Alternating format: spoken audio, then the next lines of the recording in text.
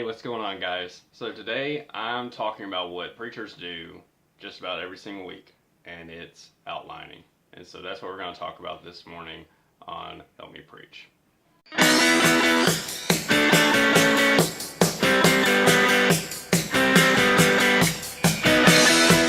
All right, so outlines. I think it's one of those things that's controversy among preachers. What should you do? Should you have a full outline like a manuscript? Should you have just some small points and some verses and then kind of know what you want to say and go for it? Or should you have somewhere in between? Well, obviously, I think a lot of that's personal preference. I'll tell you what I do.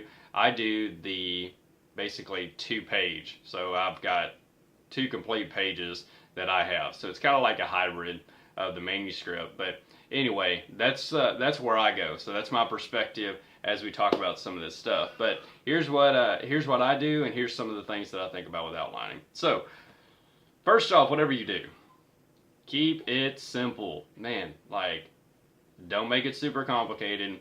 If it's hard for you to understand and follow in your outline, imagine trying to communicate that to somebody else. It's not going to work very well. So let's think about some pretty simple things. Let's talk first off about manuscripts. So when we talk about the manuscript, they are very, very good for certain people, and certain people do them very, very well. And so one of the things that I think is very good about it is that it really helps you to get all your thoughts down.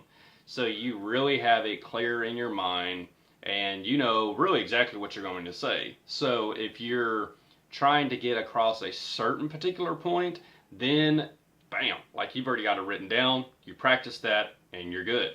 So there's a lot of value to that, but there's some things that are drawbacks, and that's why I don't do it. So one is manuscripts take a ton of time. So you're having to write 6, 7, 8 pages of material, and then you're having to proofread and all that kind of stuff. It's a lot of time. Then for me personally, I like to move around. You may be one of those people that don't, and we can talk about that at another point. But it could be fine. I mean, I've seen guys that are perfectly effective like that. So for me, I like to move around, and it's really hard for me to try to move when I've got my lesson completely in manuscript form. It just it is a problem. And then, as I mentioned, it takes a lot of time. And so really for those reasons, that's why I don't do it.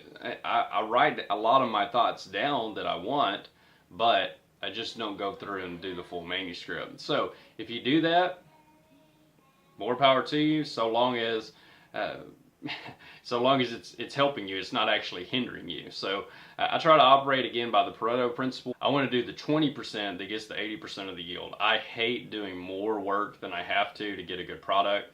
And so that's kind of my mentality whenever I think about that. So now let's talk about the bare bones. So I've done this some before, and I think this was kind of closer to what I used to do before I talked to Max, and he kind of helped me to realize some of the value of doing a little bit fuller outline. So one thing I like about it is the flexibility. Man, you can go anywhere on that lesson. And that's kind of also the danger, is you start saying things that you really shouldn't be saying, or using illustrations that are off the top of your head that really don't get where you want to go.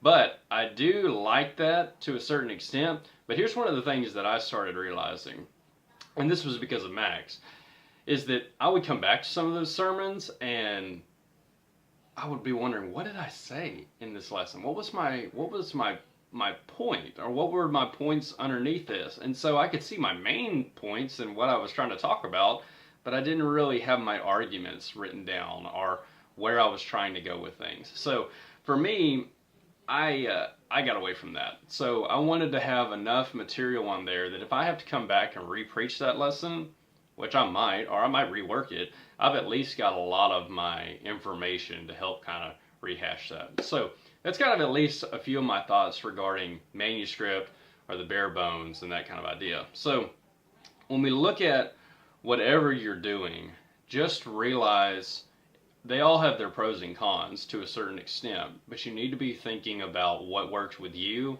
and what you're trying to accomplish. If you're trying to connect with your audience, sitting there and reading probably isn't the best way to do that. You've got to be very intentional about that and overcoming that if you've got a manuscript.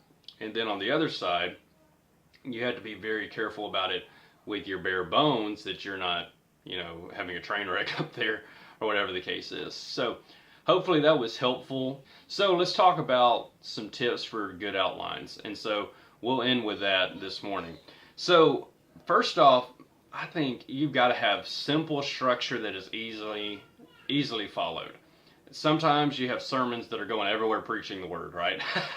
It's not a good thing. And we could talk about the difference between a sermon being a shotgun blast or being a rifle shot.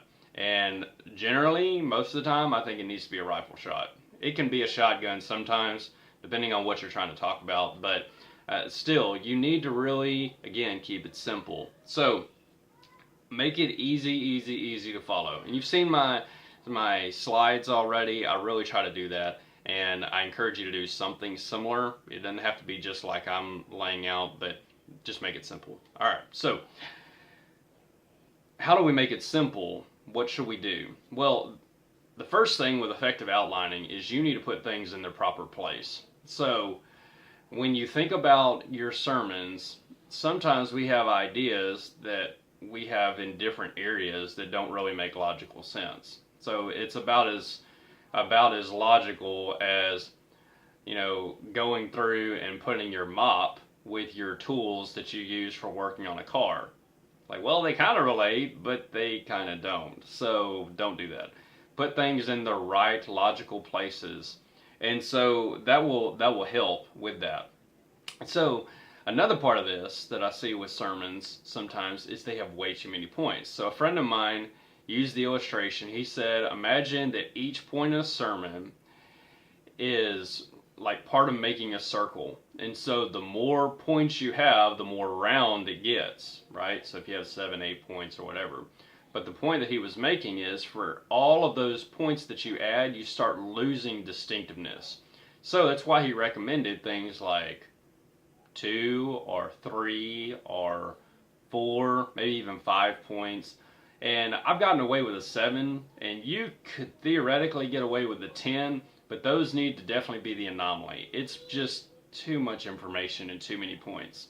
And so just keep that distinctiveness and that tightness in the lesson. Again, this is an outstretch of that keeping it simple principle.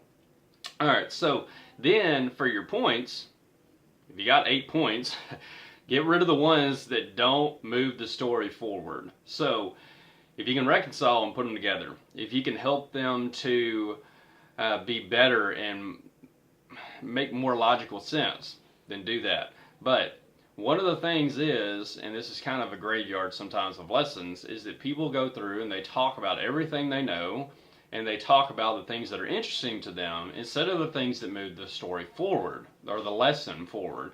And then the audience checks out because maybe they're not interested, or they may kind of get into a muddled, what's he trying to say thing. And so just don't do that. It's not good.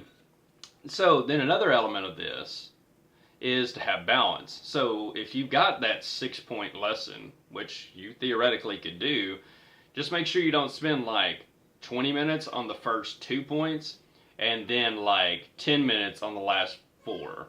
It's just not a good balance. Try to reconcile the points together, or try to connect them in some way. Try to balance it out. It just makes it more simple and better to just move those steps forward. And then finally, one of the things I'd say about outlining that is especially important is be careful with your introductions and conclusions. That is just huge. We'll have to do a whole video on introductions at some point. They're just really, really good. But when you think about a plane, generally, when does a plane have its most trouble? Well, I know there's plenty of times where the plane blew up over the Atlantic or something like that. But a lot of times it is when it's trying to take off or when it's trying to land. That's the times where it has the most problems and the most potential for danger. Actually, that's why they probably put more time in it. If you can get it up, then you're probably doing okay. But that's how sermons are. If you don't start well or if you don't end well, it really doesn't matter what you did in the lesson. You may have great points, you may have great verses and all that kind of thing, but if you didn't start well or end well, you're just sitting there trying to fight against it. So just be really, really careful about that. So that's some of the tips that I'd say for outlining. And so if you have some comments about this, some things you want to add, feel free to add them. If you use a manuscript, tell us why you use a manuscript. If you use bare bones, tell us why you use bare bones. If you use something kind of in between like I do, let us know why. And if you have some other advice, feel free to add it. These are just some of my thoughts on it, and I think they're very, very helpful if we can apply them. So if you haven't liked this video, go ahead and hit the like, share it with your friends, pass it on to somebody. Remember, these are to help with training and that kind of thing. And also, if you haven't subscribed, and we'd really appreciate it. So anyway, I'll catch up with you later, guys. Have a great day.